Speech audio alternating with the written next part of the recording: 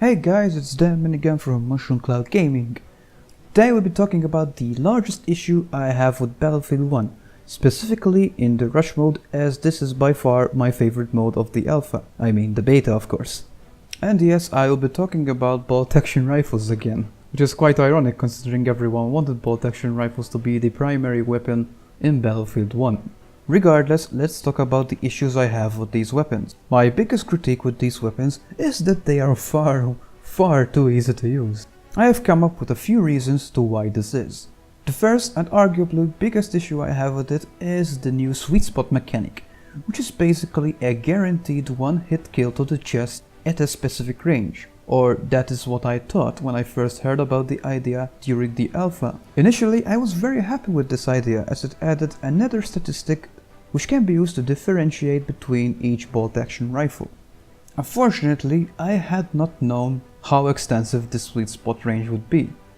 The SMLE, for example, has a sweet spot ranging from 30 meters to 75 meters. This means if, for example, you position yourself on the cliffs above the first set of encoms, well, you're pretty much going to one-hit everyone provided you hit the body, which is pretty damn easy to pull off.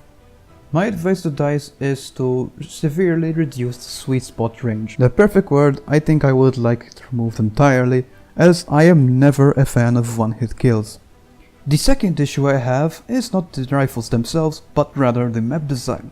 Overall, I really enjoy the map design because there is plenty of cover in the form of elevation and trenches. Unfortunately, there are many points on the map which are excellent sniper positions. This is especially noticeable on the second pair of MCOM. The cliff near the arch overlooks these MCOMs, and it is very common to see a bunch of snipers camping out on this location. Unless you have a few medics with something like the Surf Slaughter or a really good tank pilot, it is very difficult to advance as infantry. The worst part of it is that the cliffs themselves are inaccessible, meaning that something like a cavalry charge, which is quite effective vs mass snipers, is impossible to do. In fact, unless your team is quite well coordinated with something like a support providing suppressive fire, it is pretty much a boring stalemate bolt action fight, which I guess is pretty appropriate given the World War I theme, but this is a Battlefield game after all. I do not fancy moving 1 inch and getting capped on the body by a single shot. My advice in remedying this issue, especially on this particular map, is to make areas such as the archway accessible to the attackers.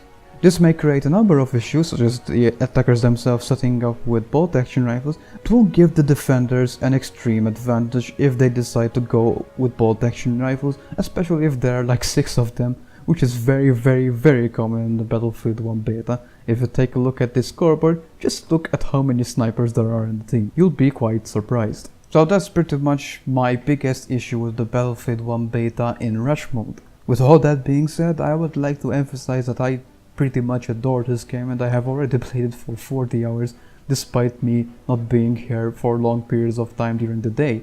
It has the potential to dwarf even Bad Company 2 in terms of rush quality, because of the very well done spread mechanics on the weapons, giving each weapon a niche. If you want to see more about the weapon spread mechanics, I highly suggest viewing the video I have linked in the description below. It is by a YouTuber going by the name Marble Duck. It has become apparent to me that many of the popular YouTubers just, well, talk about their feelings about the game rather than actual mechanics. I'm not expecting, you know, a hardcore mathematical and statistical analysis of each weapon, but at least do some research beyond just looking at the synthing stats before commentating.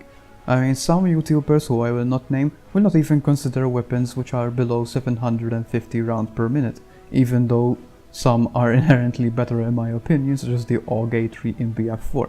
I would never use the Ace-23 over that, for example. So that's pretty much my biggest problem with the Battlefield 1 beta. As I have said earlier, I just cannot wait for the full game, as the promise of new content and possibly better maps, well, it just gets me excited for the future of Battlefield. I have a few other minor complaints, which are nothing compared to the one I have just talked about, and I think I will dedicate another video for them. So, until next time, I hope you enjoyed the remaining of the Battlefield 1 beta, But I don't know about you, but I just can't wait to sink my teeth into some more Battlefield. Let's call it 1918, because the name is probably the dumbest part of the game. Until next time, ladies and gentlemen, this has been DanMinigun from Mushroom Cloud Gaming. I hope you're having a good day in 1918. No, I needed myself. No. Accidentally.